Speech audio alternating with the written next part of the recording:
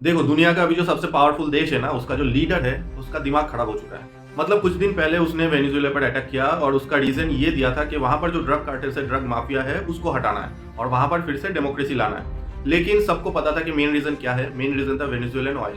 अभी इन्होंने क्या बोला है कि ये ग्रीनलैंड पर भी अटैक कर सकते हैं और उसको कब्जा सकते हैं। और इसके लिए उन्होंने रीज़न ये दिया है कि वो अपने नेबर पे रशिया या चाइना को नहीं देखना चाहते, क्योंकि उन्हें लगता है कि रशिया या फिर चाइना कभी ना कभी ग्रीनलैंड को कब्जा लेगा। लेकिन इस केस में भी रीज़न कुछ दूसरा है।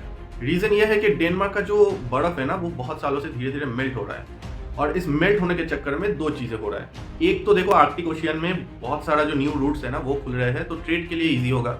लेकिन उससे भी बड़ा रीज़न ये है कि दुनिया में टोटल 34 या 35 क्रिटिकल मिनरल्स होते हैं और उसमें से 25 मिनरल्स जो होता है ना, वो ग्रीनलैंड में है। तो अभी बर्फ मेल्ट होने के कारण क्या हुआ है ना, वो सब जो मिनरल्स है उसको एक्सट्रैक्ट करना बहुत ईजी हो गया है। तो इन भाई साहब का जो नज़र है वो उन मिनरल्स पर है और ये सभी जानते हैं। लेकिन बात वही है ना कि ताकत मिलने से आपका कद तो बढ़ता है, लेकिन आपके कद को इतना नहीं बढ़ाना चाहिए कि खुद के घर के छत पे ही जाके लग जाए। और अभी कुछ हुआ भी ऐसा ही है। तो अभी जो यूरोपियन कंट्रीज है ना, वो अपने सोल्जर्स ग्रीनलैंड पे भेज रही है ताकि कल को अगर यूएसए ने वहां पर अटैक कर दिया तो वो लोग जवाब दे सके। लेकिन एक बात सोचने वाली है, ये जो डेनमार्क है, फिर यूरोपियन कंट्रीज है, फिर यूएसए हो गया, ये सब आते हैं नेटो के अंदर। अगर किसी ने भी किसी के ऊपर अटैक किया तो आर्टिकल 5 एक्टिवेट हो जाएगा। तब देखना पड़ेगा कि नेटो किसके साथ जाता है, क्योंकि ये सब तो नेटो के अंदर है, तो नेटो को किसी एक साइड चुनना पड़ेगा। लेकिन एक और भी बात है जो सोचने वाली है कि अगर यूएसए ने ग्रीनलैंड पर अटैक कर दिया तो उसने ऑलरेडी वेनेजुएला पर अटैक कर दिया, फिर ग्रीनलैंड पर अटैक करेगा।